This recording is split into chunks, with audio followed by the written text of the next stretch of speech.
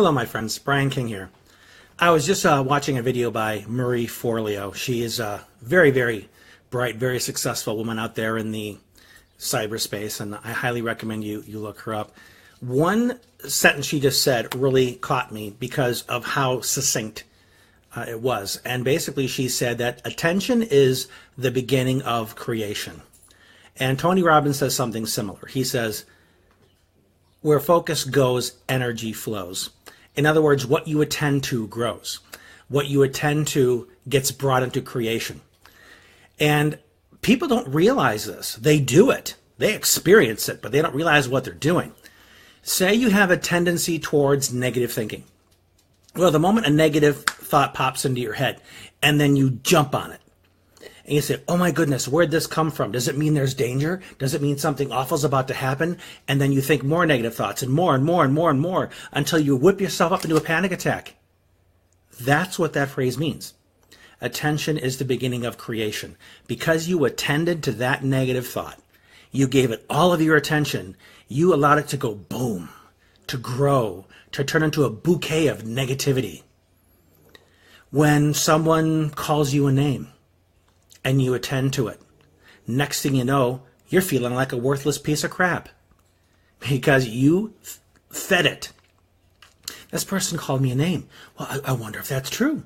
I never thought that people might perceive me this way. Blah, blah, blah, blah, blah. Now I feel like a worthless piece of crap. You see how that works? What you attend to, you bring into being, into creation. I wake up every morning, and one of the first things I say is, thank you. I attend to gratitude. Gratitude gets my attention, and my gratitude grows. It is that simple, my friend. It takes practice because that negativity is like a weed. And you know how hard it is to kill weeds, but how easy it is to make them grow. But attention is everything.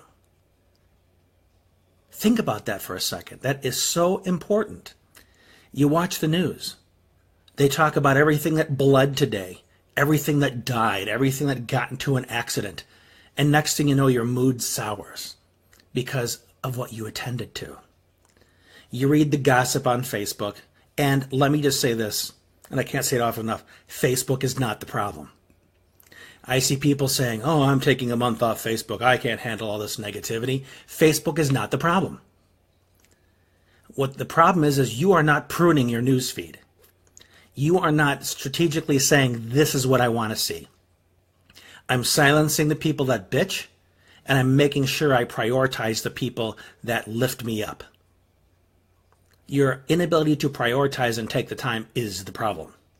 So if you want to take a hiatus from Facebook, I guarantee you're seeing the same crap in your everyday life because you're not being selective enough with your attention.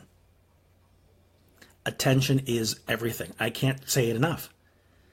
It's one of the reasons I bang the drum of meditation and mindfulness so often, because those practices are all about training your attention. Watching your breath, focusing on the moment. It's attention training.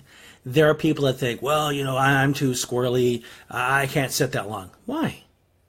What are you attending to in your mind that's keeping you so active, that's keeping things so fidgety?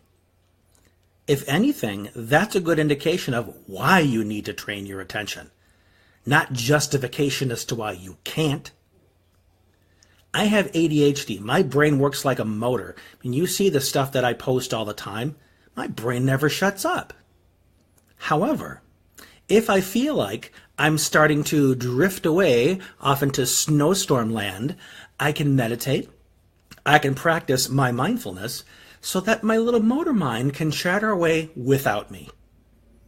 That I can still be calm and at peace and attend to the moment, even though there's all that stuff going on. It's the equivalent of sleeping during a thunderstorm. You can still be at rest with all of this commotion around you and choose not to be a part of the commotion, not to get caught up in the drama. You're able to be an observer of it instead of a participation with it.